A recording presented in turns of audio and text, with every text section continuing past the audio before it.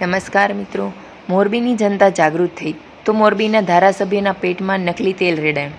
ઇટાલિયાનું કહેવું છે કે અત્યાર સુધી જનતા શોષણ, અત્યાચાર, અન્યાય અને તાનાશાહી સહન કરતી હતી, પરંતુ હવે જનતાએ પોતાના સમસ્યાઓ વ્યક્ત કરી.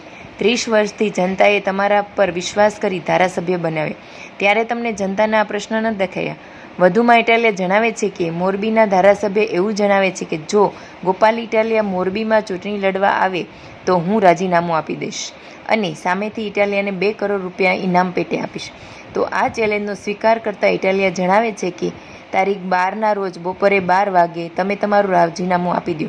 ગોપાલ ઇટાલિયા એમએલએ ક્રાંતિ અમૃતિયાને જણાવે છે કે મોરબીમાં 30 વર્ષ સુધી ધારાસભ્ય રહ્યા છતાં કોઈ જાતનો વિકાસ ન કરવાના આ પરિણામો છે અને તેના લીધે તમારે આવી ચેલેન્જો આપવી પડે છે.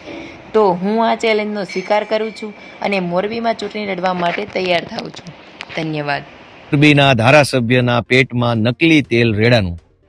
અત્યાર સુધી જનતા અન્યાય, અત્યાચાર, શોષણ અને તાનાશાહી સહન કરી લેતી હતી તો કોઈને તકલીફ ન હતી, પણ જેવું જનતાએ બોલવાનું ચાલુ કર્યું કે ભાઈ આ તો ગટર ખરાબ છે, રોડ ખરાબ છે, પાણી ભરાઈ જાય છે, રોડ ઉપર રખડતા ઢોરનો ત્રાસ છે, ટ્રાફિક જામ છે, અનેક સમસ્યાઓને લઈને આમ જનતાએ જ્યારે અવાજ ઉઠાવવાનું ચાલુ કર્યું તો મોરબીના ધારાસભ્યના પેટમાં નકલી તેલ રેડાયું. 30 વર્ષ સુધી આ જ જનતાએ જ્યારે તમને મત આપ્યા અને સળંગ 30 વર્ષ સુધી ધારાસભ્ય બનાવ્યા તો તમને મજા આવી, તો તમને ગલગલિયા થયા, ખુશ થયા, આનંદ આવ્યો. પણ હવે એ જ જનતા જેણે તમને 30 વર્ષ સુધી ધારાસભ્ય બનાવ્યા છે, એ જ જનતા જો સોસાયટીમાં પાણી ભરાઈ જવાના મુદ્દે, પીવાનું પાણી ન આવવાના મુદ્દે, રોડ ઉપર ખાડા છે, ખરાબ રોડ છે, એના મુદ્દે તમને સવાલ કરે તો તમને હવે ગમતું નથી. અને પાછું ગઈકાલે મેં વિડીયો જોયો કે મોરબીના ધારાસભ્ય એવું કહે છે ભાજપના કે ગોપાલ ઇટાલિયામાં હિંમત હોય તો ચૂંટણી લડવા આવી જાય મારી સામે અને હું રાજીનામું પણ આપી દઈશ અને ગોપાલ ઇટાલિયાને 2 કરોડ રૂપિયા પણ ઇનામ પેટે આપીશ.